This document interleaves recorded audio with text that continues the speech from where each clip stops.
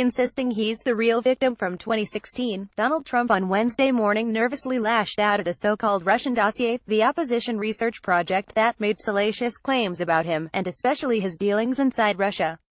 Channeling Fox News, Trump tried to both dismiss the dossier and suggest its creation represents some vast conspiracy against him. Clinton campaign DNC paid for research that led to the anti-Trump fake news dossier. The victim here is the president. At Fox News, Donald J. Trump at Real Donald Trump October 25, 2017. But large portions of the dossier have been confirmed over time, and Democrats paying for opposition research isn't newsworthy in slightest.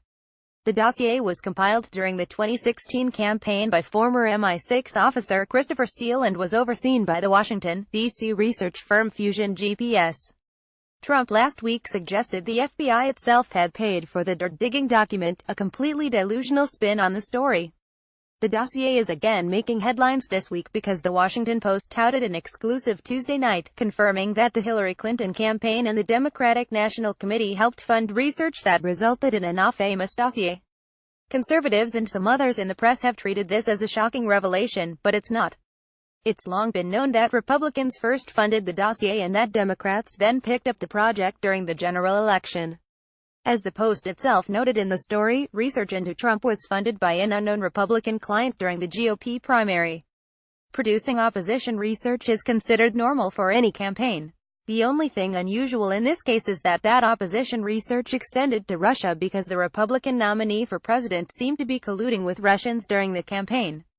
The problem for Trump and Republicans in drawing attention to the dossier is that since its contents were first made public in January, when some observers tried to dismiss the document as nothing more than second-hand gossip, the veracity of the report has been confirmed again and again.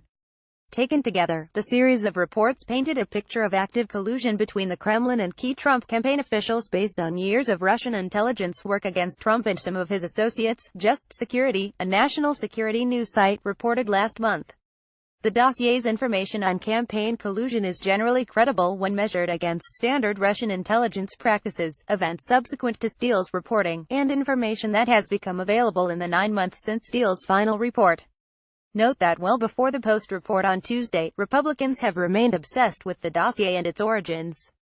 They seem convinced that if they can ultimately discredit it, the entire special counsel investigation into Trump's collusion with Russians last year will fall apart.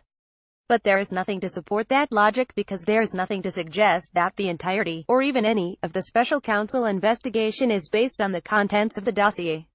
Instead, by obsessing over the salacious dossier, Republicans are simply giving it continued prominence.